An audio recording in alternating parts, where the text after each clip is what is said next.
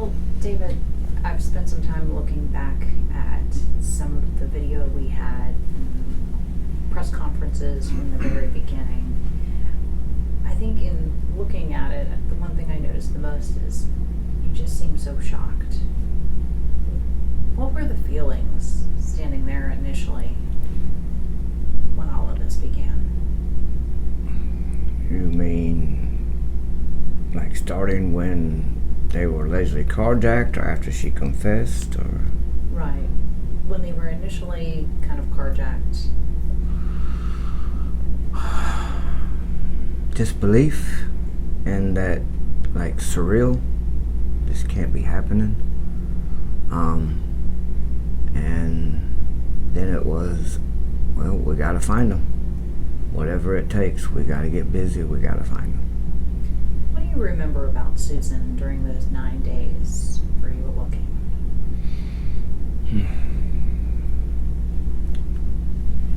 Well, I had heard things like she was failing all these polygraph tests, but I would tell her not to worry about it. You're just upset. Look what just happened to you.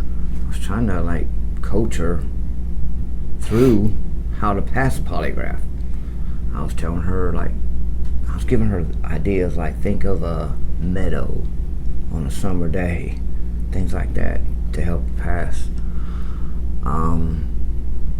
And she was also more worried about how she was appearing in public, and like, did she look? I remember her asking me, do people think she's lying? How can people think she had anything to do with it? She had asked me about Tom Finley coming to see her during those 9 days, and I told her I didn't care. That didn't bother me a bit. I wanted to find Michael and Alex. Or separated at the time, Yes, right? correct. Walk me back. How did you and Susan meet? We met at the grocery store we both worked. She was a cashier and I was a stocker. And the relationship began from there. Yeah, we just fell for each other, started dating, and one thing led to another. Did authorities ever say to you that they doubted the story Susan was giving? No, they never told me that. I was hearing rumors of that, but they never told me that at all, that they didn't believe her. And it was frustrating too during that time, because I was, I believed her 100%. And I felt like they were wasting time dealing with her and these polygraph failures, and I wanted every law enforcement, all the manpower looking for Michael and Alex. And I just felt like at that time they were wasting time with worrying about her. That's more officers that could have, be out there looking, more boots on the ground. What can you tell me about Michael and Alex? Unfortunately, I don't have a lot of memory still of Michael and Alex. I did seek professional help in the years following, and each one of the doctors, psychiatrists told me that those memories would come back, that it was just my body's self-defense looking out for itself, that the memories would be too faint, painful, and that they would eventually gradually come back, but not many have. Like, I can remember Michael used to love to ride on the lawnmower with me cutting grass, and he would always fall asleep every time. I have like snapshots of giving them baths, playtime in the bathtub. I have snapshots of maybe them walking to the car maybe at a shopping center. I can't even remember the shopping center. I just can remember I could see them walking alongside me. So it's very scarce. And that makes me sad. Because I don't have many memories of them. No, they haven't come back yet. To lose them like you did, how did you feel in the days following Susan's confession?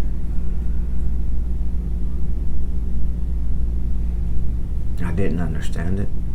I couldn't comprehend it. There was no way that she had done that. That's what I was feeling. I was hearing it, but I couldn't get my brain to process that thought.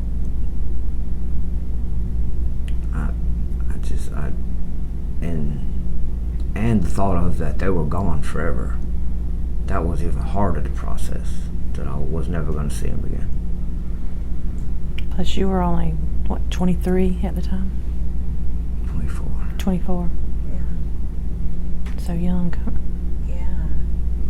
30 years later, do you feel like you have ever received the truth about why this happened? No. I mean, only Susan knows the actual reason why she did it. The prosecution and myself, we had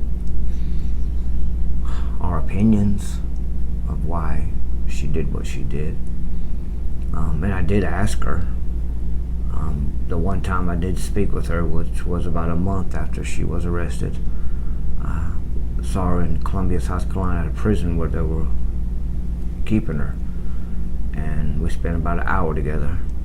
And I did ask her, and her reply was, "I don't know." Didn't elaborate, didn't go any more than that. She just said, "I don't know." Why do you think then that she would do something so horrific? A couple of reasons. Her family was kind of well-to-do in Union. I don't think she wanted to, or she couldn't give Michael and Alex up because that would make her look bad in the county, in the town. I think she did it to be with her wealthy boyfriend. He could, I guess, give her the lifestyle that she wanted. So there's a couple reasons why I think she did it. Can you forgive Susan for doing something like this? I have. It didn't come easy. But I was raised to forgive. So that was one of the reasons why I forgave her. And the second reason, I guess, would be because only carrying that anger and hatred around for her was going to consume me. It was going to hold me back from moving forward with my life. So that was another reason why I forgave her. You mentioned speaking to her at that prison in Columbia. Was that the last time you talked to her, or has she ever reached out? That was the one and only time that I've spoken with her, and I've had no communication with her since that day. Have attorneys reached out on her behalf or anything like that, especially leading up to this parole hearing? No, I haven't had anyone trying to contact me on her behalf. No one. Do you remember what the last thing you said to her was? No, I don't. I don't recall. Anything else you want to share about that conversation with her? Well, I mean, we talked about Michael and Alex. We both cried.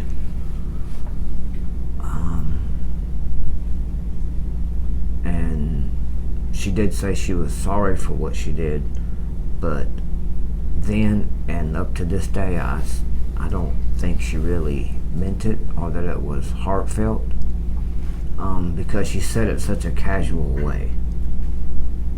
She said, her reply was, when I asked her why she did it, she said, "I don't know," but I'm sorry. And it was just as casual as that. So I didn't really feel like she meant it, that she was truly sorry. Do you plan to attend her upcoming parole hearing? I absolutely will be at her parole hearing for sure. That could mean you might see her again, be in the same room with her again. What are the feelings around something like that?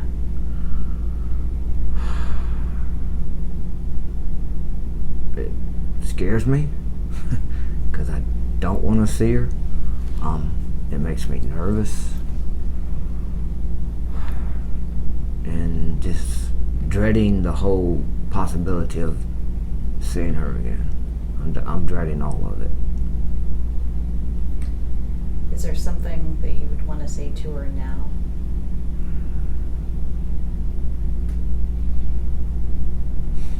Nothing that I want to share, and that's partly because I still feel that anything I was to say to her, she don't care. It wouldn't matter to her. It's always been about Susan with her. It's always been about herself. I don't really think she would care what I had to say.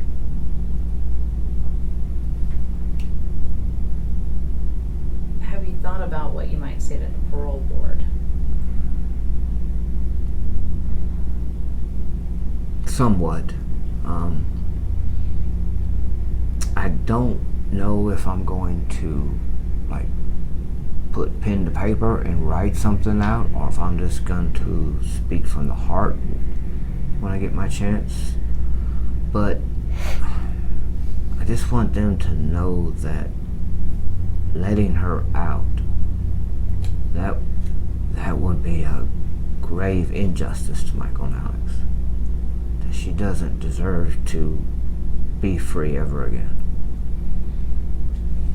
And I want them to understand that you know, not even so much as it would affect, you know, my life and people in my life, other members of her family, but just what it would reflect on Michael and Alex, how it just would be an injustice to those two little boys for her to be let free. During the trial, I think you made kind of an impassioned plea for her to have a harsh sentence. Now that we're coming back to this 30 years later, has it been enough time?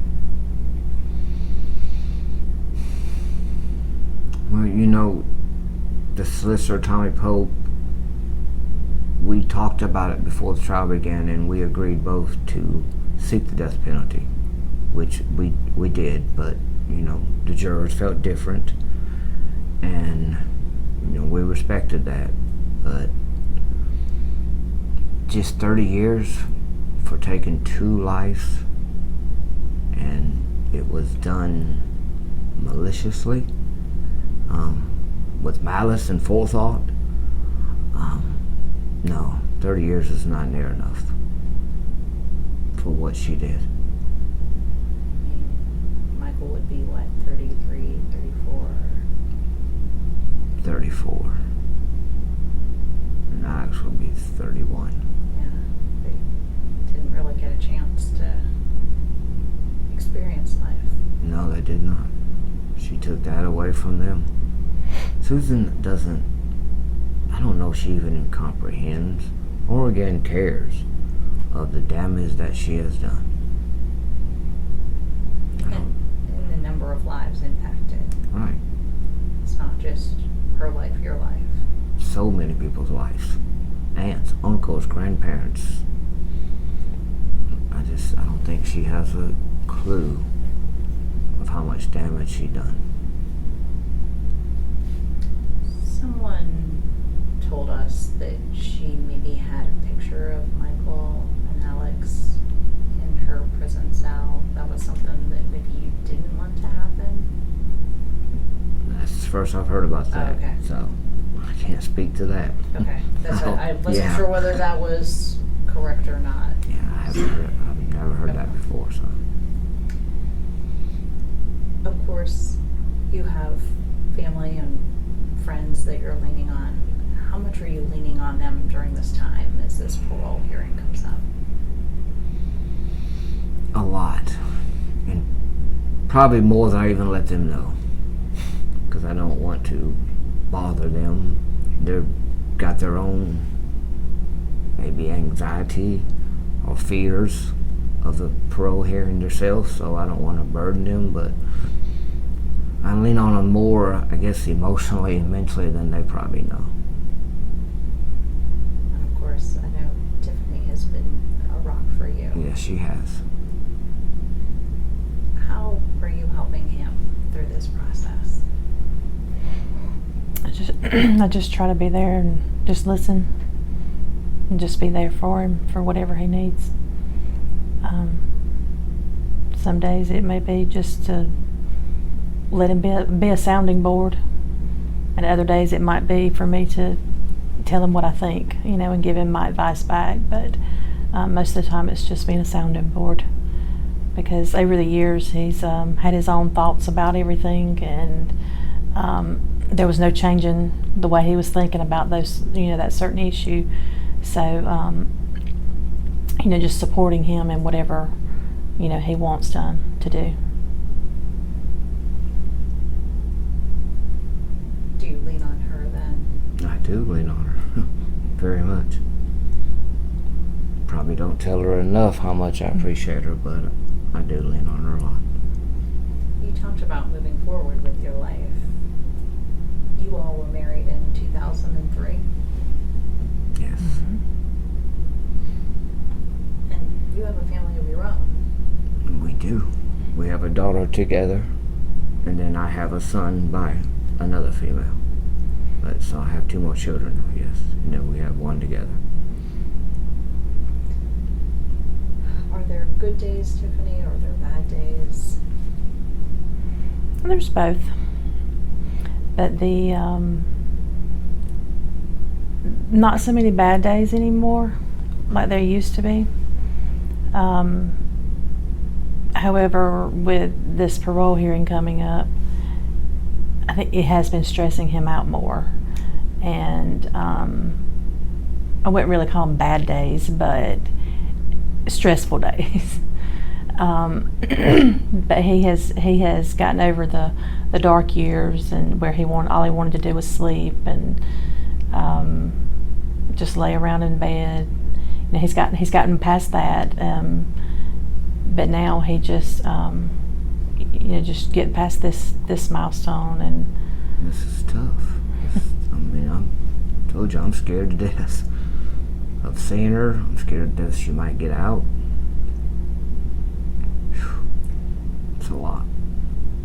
I mean, that's the fear, is that the parole board would maybe hear the plea and consider it.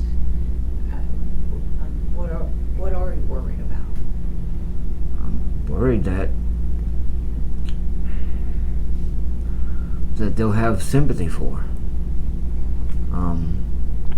I don't know exactly how the parole board works, because this will be the first time. Meaning, I don't know if it's a majority rules or if it has to be unanimous for her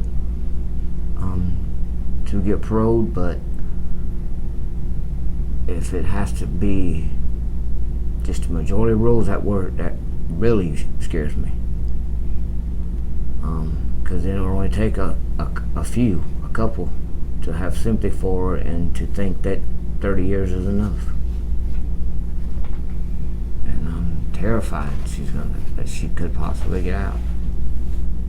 A lot of family, a lot of friends say it won't happen, especially not the first time, and I think that too, but it's still a possibility. It still could happen. Yeah. You said you're not sure whether it'll be a written statement, whether it's something you'll stand and say that's from your heart. But what can you maybe do to impress upon the parole board that 30 years is not enough time? I don't know. I guess I haven't thought that far yet. But I think, and I think that's why I'm leaning more towards just speaking from the heart, than having something written down and having to look down and read it and then make eye contact going back and forth. I want to look at them. I want to look them in their eyes the whole time I'm speaking to them. And hopefully that will make an impact.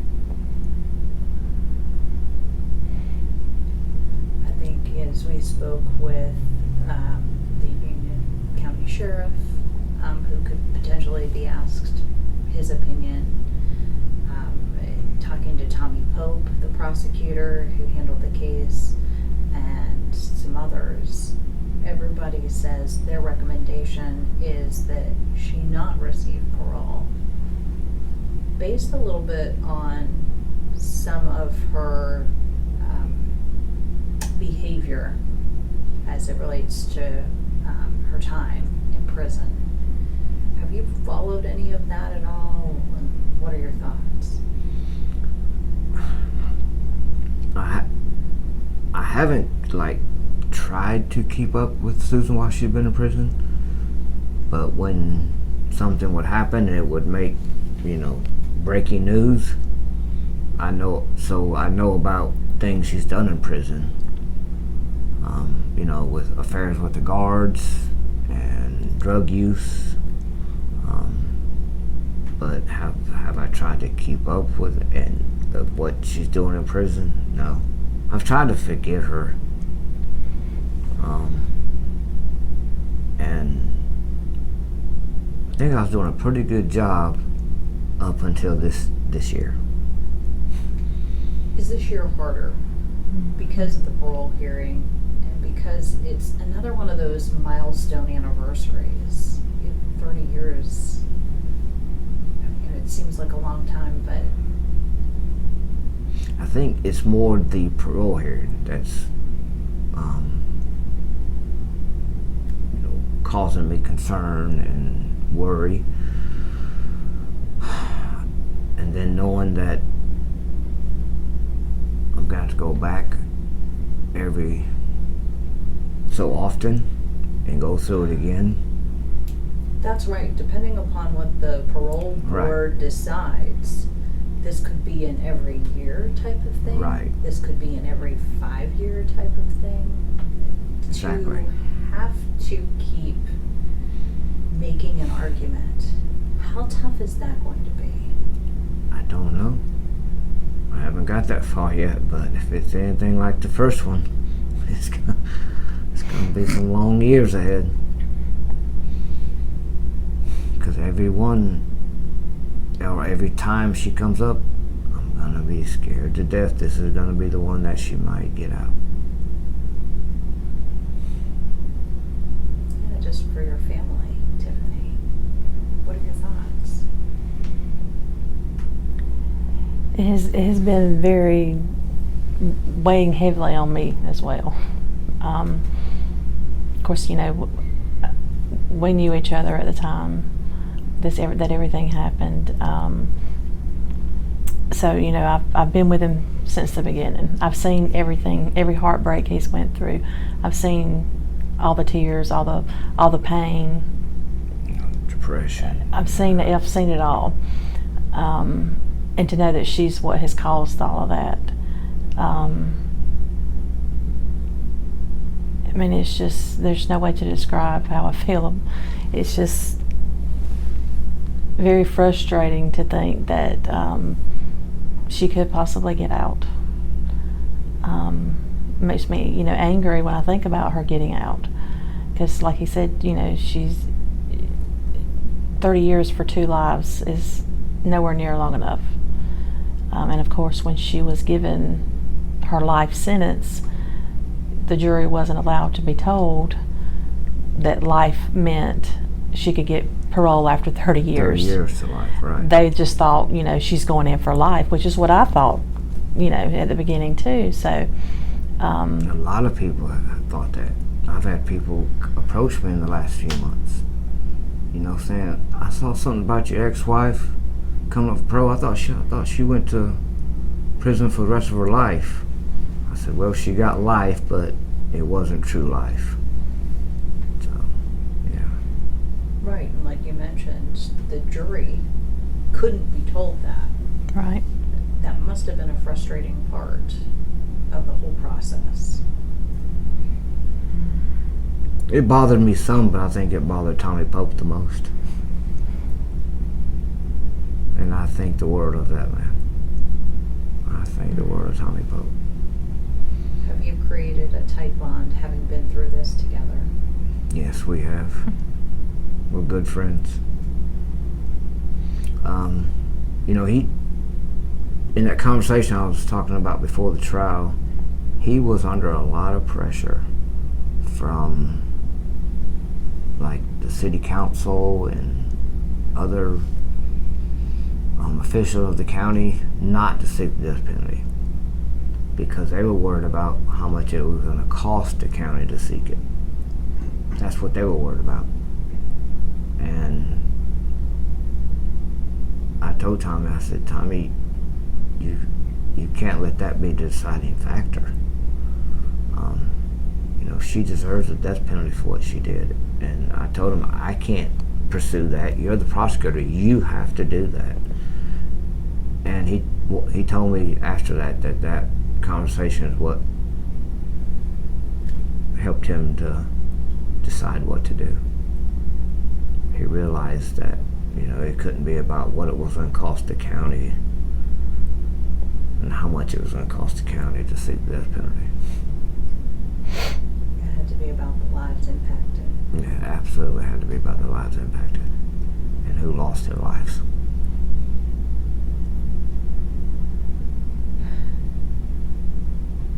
Knowing that starting this year, then it could be an every year thing. It could be, and I wasn't 100% certain.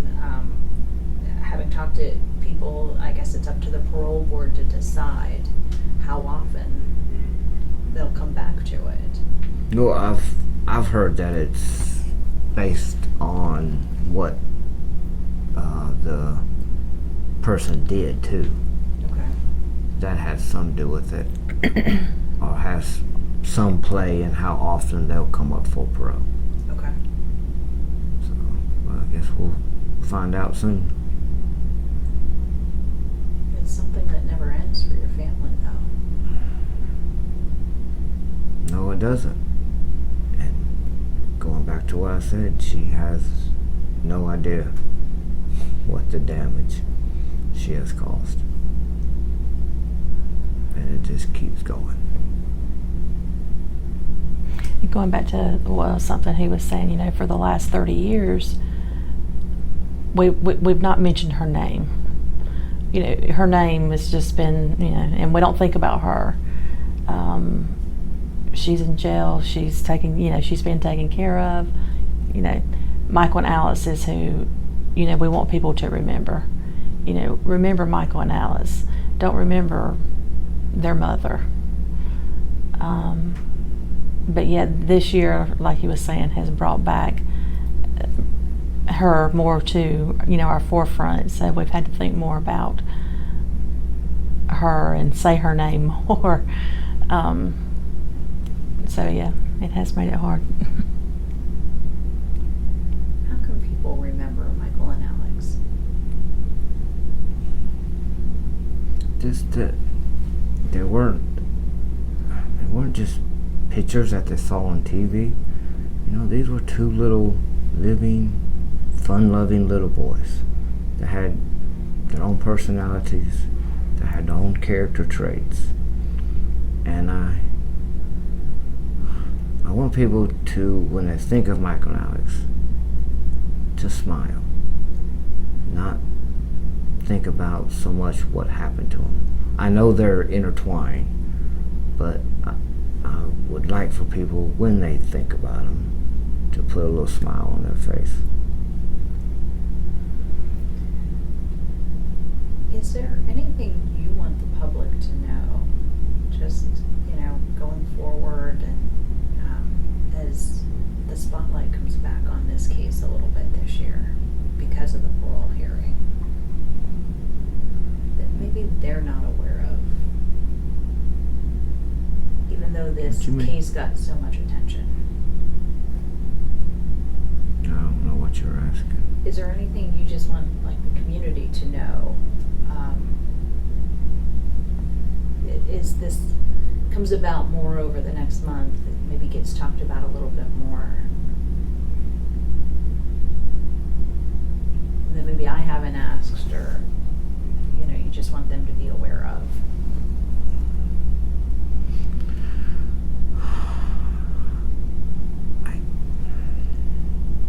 I don't know how to exactly answer that, because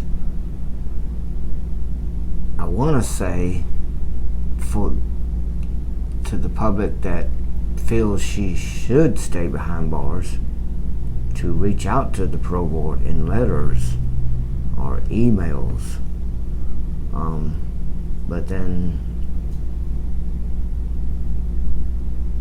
that makes me also want to be fair about it. And for the people that do think she wants to get out, well, they should have their right to speak too. So it's like if I tell them, people who think she's been in or hasn't been long enough, tell them to speak out, then I open up the can of worms for the other side too. So I'm kind of stuck on that one. Yeah. Because I'm not going to tell the ones who think she's done her time. She should be let out, not to speak their opinion about it, because that's not fair to them. It's kind of a catch-22. A little conflicted. Mhm. Because, you obviously feel the way you do for a reason. And a lot of people would say,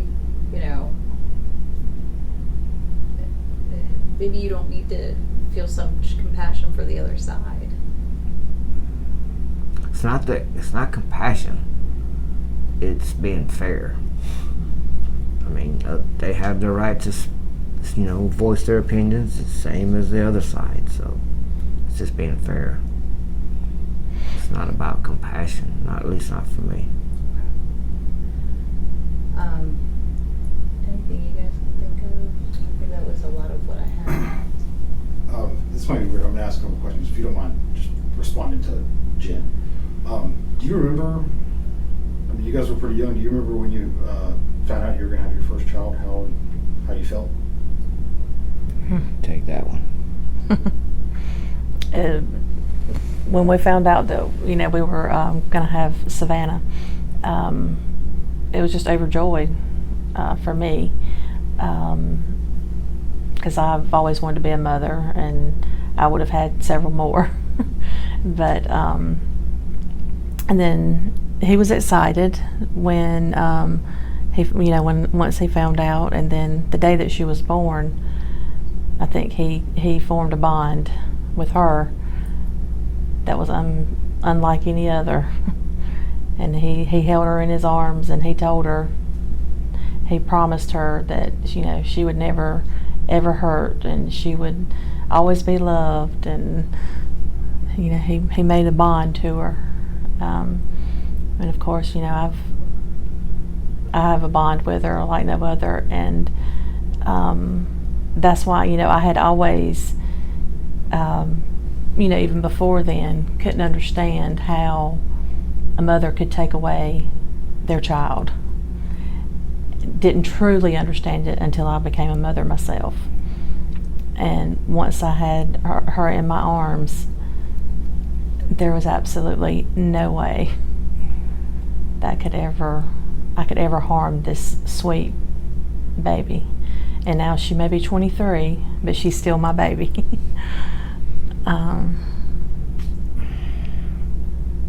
I was, like she said, I was joy, but I was scared too. Yeah. Because I I knew I wasn't strong enough to bear another child, Yeah. even if it was natural cause. And that was in my mind during her whole pregnancy. But as she said, once Savannah was born and I held her, all that went away. Going back 30-some years, how did that differ for when you found out you were going to have your first child with Susan? What was that feeling like back then? No different. I was joyed when Michael and Alex were, when I knew they were coming. When I knew Susan was going to have them, I was excited. Looking forward to being a dad. Tiffany, what kind of dad is he? He's been a great dad. He's always, would get down on the floor and play. And then when she got a little bit older and wanted to paint his fingernails and toenails, he would let her do that and put pigtails in his hair. What little bit, if she could make one. But he always played with her and, let her be creative and do what she wanted to do. And then, he's been a good advice giver to her. She comes to him for advice a lot of times about things. And I tried not to be overprotective with her. Yeah. Because I knew that would possibly would happen pretty easily if I didn't make myself consciously aware that it could happen. So I had to make sure I wasn't overbearing because of what happened with Michael and Alex. We also felt that God knew to send him a girl after having two boys, and just to, I guess to make it a little different. Because not that she took the place of Michael and Alex, by no means. But I think she has helped to heal some of the wounds and give him back that feeling of being a dad.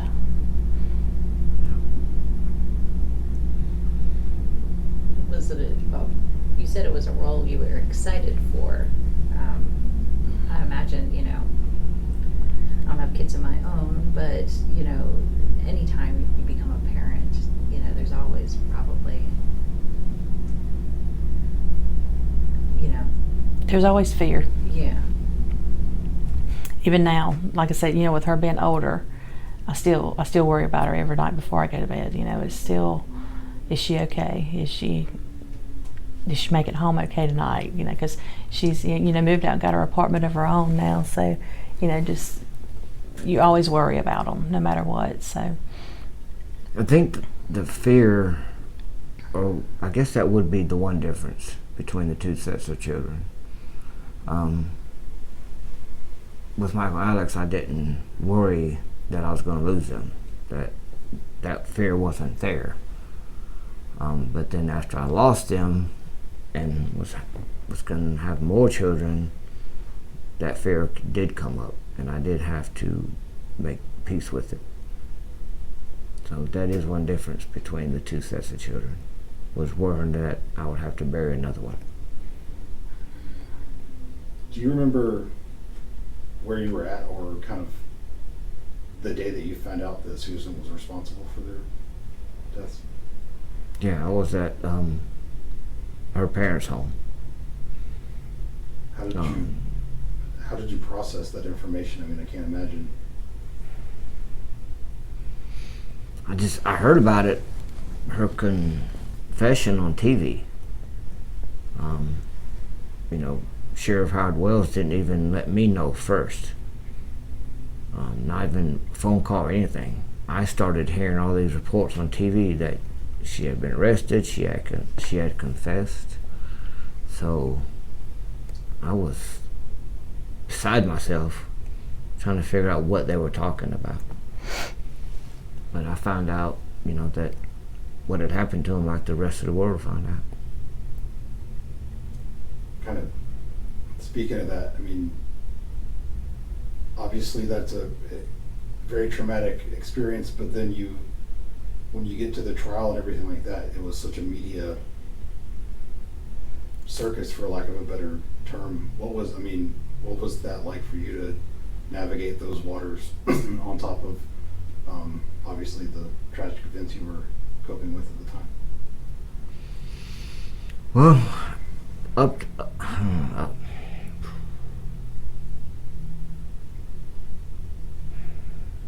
around that time, the trial and all that, for me, it was just one day at a time.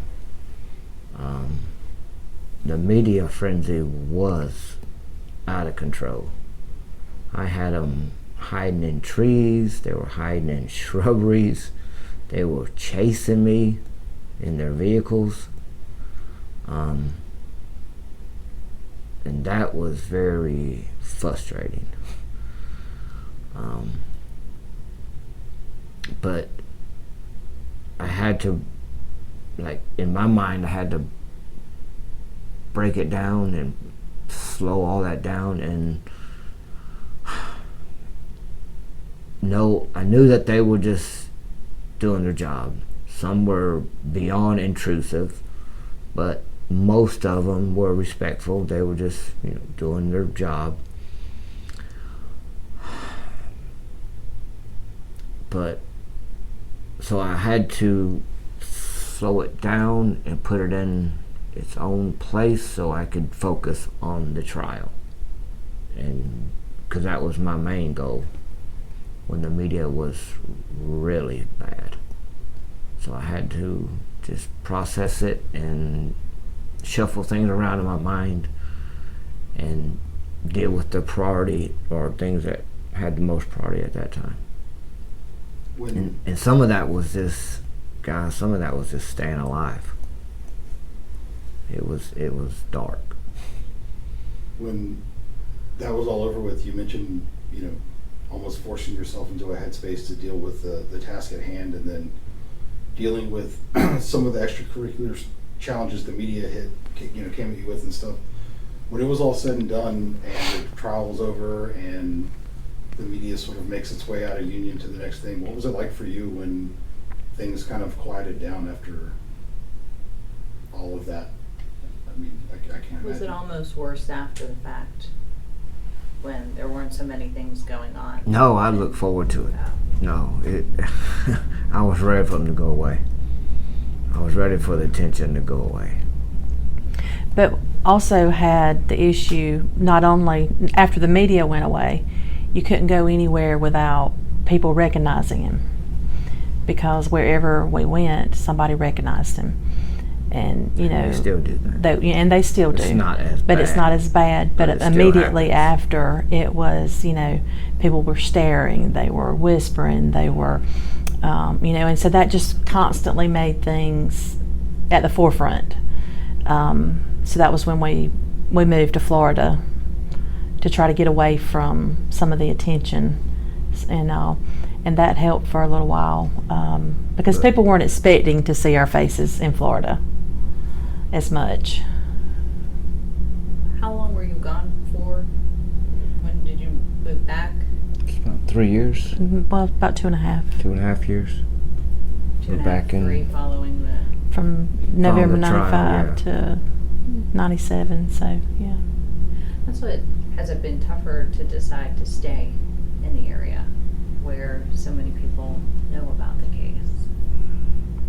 No. You've got family here, right? I have a sister in Union. My family is all in Union, so. But Simpsonville. And Well, they're all over now, but. she has a big family. She has a really big family. I know. I should have maybe asked a few more questions in the beginning about the two of you.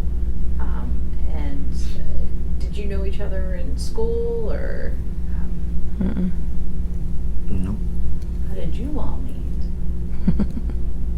Grocery store. At the grocery store. The grocery store is a good place to meet people. Yeah. It was at one time. Of course, Union's such a small town, there's not many places to go. And especially back then, there wasn't a whole lot going on, so. So you were around for all this, right? What was that like for you?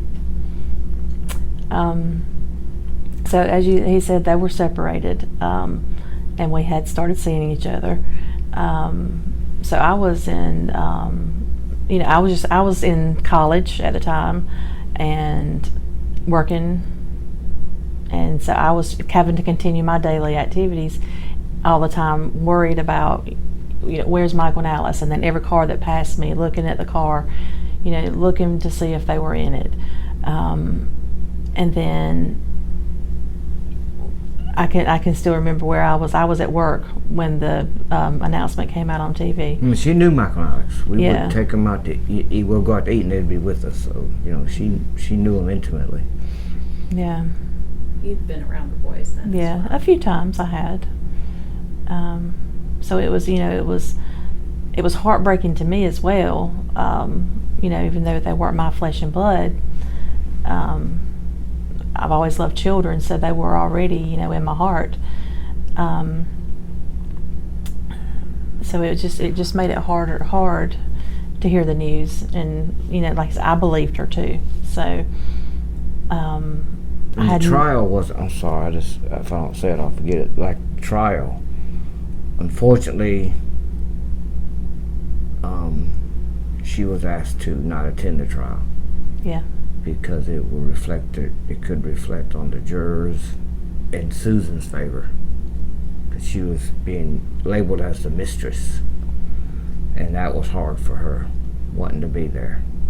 Yeah. To support me, to support Michael and Alex. And she couldn't go. I mean, she could have, but she was asked not to attend. Yeah, how did that make you feel? It was very hard to sit back and wonder what's going on. How's it going today? And then I didn't want to bombard him with questions when he got through that day, because it had been emotionally draining on him. So, I didn't want him to bring it all back up. So I would just take in what I could get from the news media. And then whatever he decided that he would want to share. Because sometimes he would want to talk about it, what happened that day, and then other days he didn't want to say anything. So, just I had to get it from the media what I could.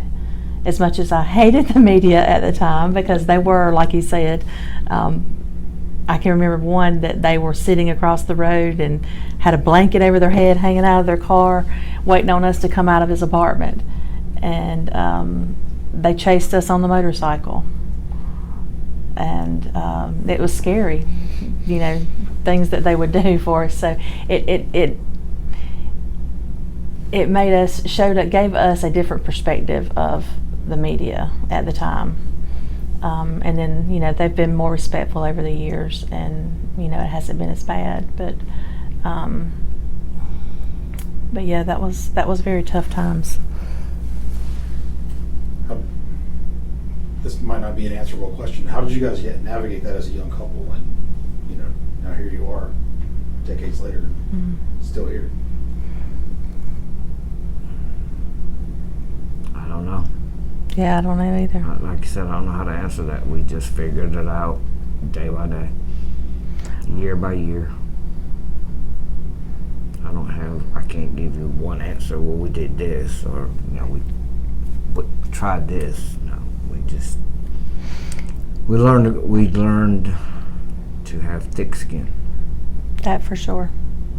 Now, one thing that did, it made him not want to be around crowds of people as much, because everybody would always, and he felt like he was being bombarded or Stared at.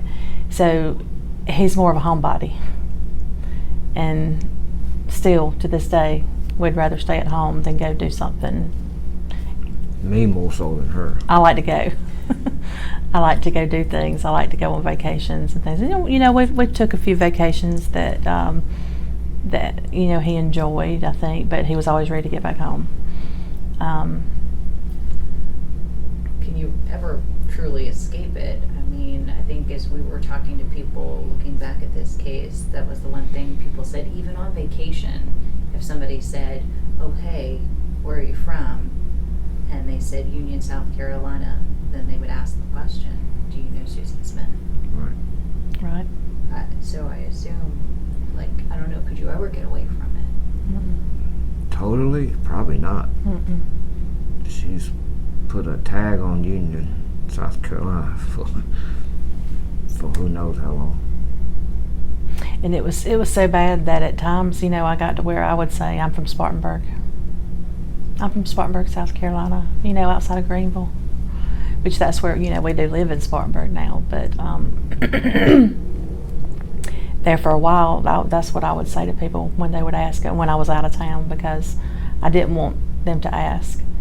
And then, still, like, at work, if new people come to work with me that don't know who I am, I don't ever tell people who I am. And sometimes it'll come up, certain things will come up and they'll say certain things, and over the years at my job, they've said things and it would be like, so,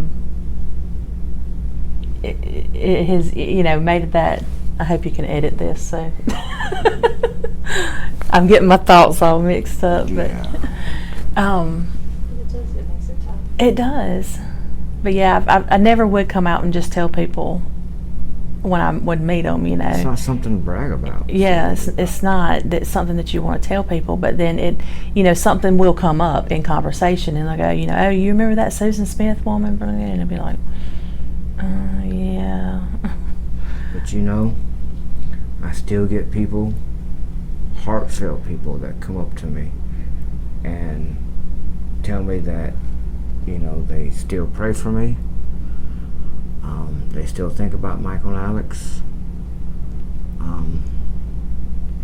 I had a older lady about 3 years ago tell me that she still had a picture of Michael and Alex on her refrigerator alongside her children and grandchildren. And it just made my heart smile. It made my eyes tear up. This woman's not even related, but she still had a picture out of the newspaper. She told me it was a black and white picture, but it was still on her refrigerator. At that time, been 27 years later, and that amazes me. Gotta make you feel good. It absolutely makes you feel good. It definitely does. Yeah. Try to hang on to those pieces versus some of the other I do. that you have to deal with. I do hang on to them.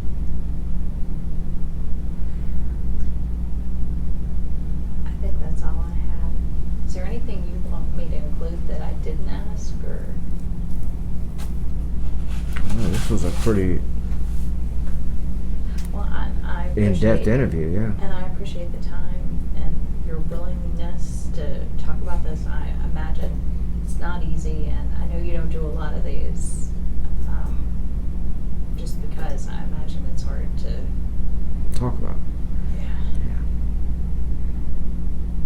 And like I said, some of them in the beginning ruined it for you. Yeah.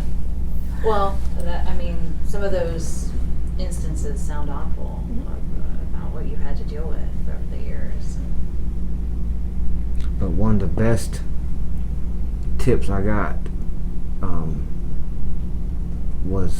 came from a guy. He was with the National Enquirer. We all love them. And he was harassing me, and I was yelling profanity at him and giving him the middle finger. And from a standoff distance, he said, "David, I'm probably not supposed to tell you this." He said, "But when you do things," and he said he was sorry that he was harassing me, but he said, "When you do things like that, you give us more stuff to write about." And that made sense, and that was the last time I did that to anybody in the media, because Yeah. I realized what he was saying. He helped me. He did. He said, when you do that, David, he said, he said, I hate doing this to you. Like, I hate doing this to you and treating you like this, but it's my job. He said, but when you do things like that, you give us more stuff to write about. So I appreciate to this day him telling me that, because it changed from that day on. Yeah. Being aggressive towards paparazzi or people like that.